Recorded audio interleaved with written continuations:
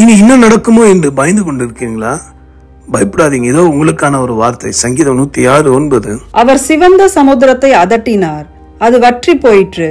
வெட்டாந்தரையில் நடக்கிறது போல அவர்களை ஆழங்களில் நடந்து போக பண்ணினார்.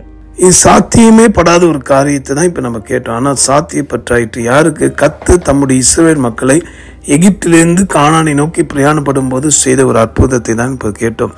இன்றும் கூட இந்த செய்தியை கேட்கிற, இந்த வார்த்தையை கேட்கிற அன்பர்களே, நீங்களும் நானும் ஒரு லக்கை நோக்கி ஓடிக்கொண்டிருக்கிறோம். ஆம், ஏதாவது ஒரு முடிவு இல்லாமல் போகாது. இன்றைக்கு உங்க வாழ்க்கையில என்ன நடக்குமோ என்று கலங்குறீங்களா?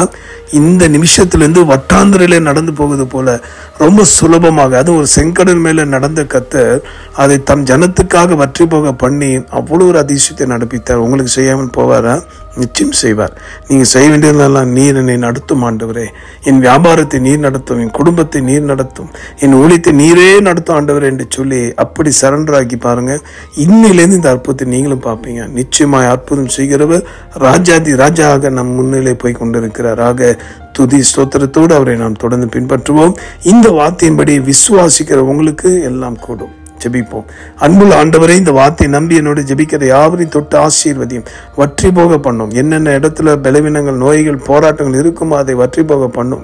இவர்கள் நடக்கக்கூடாதபடி இவர்களை சங்கடப்படுத்துகிற பொல்லாத வியாதி, விக்கினங்கள், மனுஷனுடைய பொறாமைகள், மந்திர கிரிகளை அழித்து போட இயேசுவின் நாமத்தினாலே. கானானாகிய பாவம் தேன ஓடுகிற தேசமாகிய ஆசீர்வாதங்களை பெற்றிட உங்களுடைய பிள்ளைகளுக்கு கிருபை பாராட்டும். ஆசீர்வதியும் அப்பா. நித்திய ராஜாவே, உண்மை நோக்கி பார்க்கிறோம், கிருபை பாராட்டும். இயேசு மூலமா ஜெபிக்கிறோம் எங்க நல்ல பிதாவே, ஆமென்.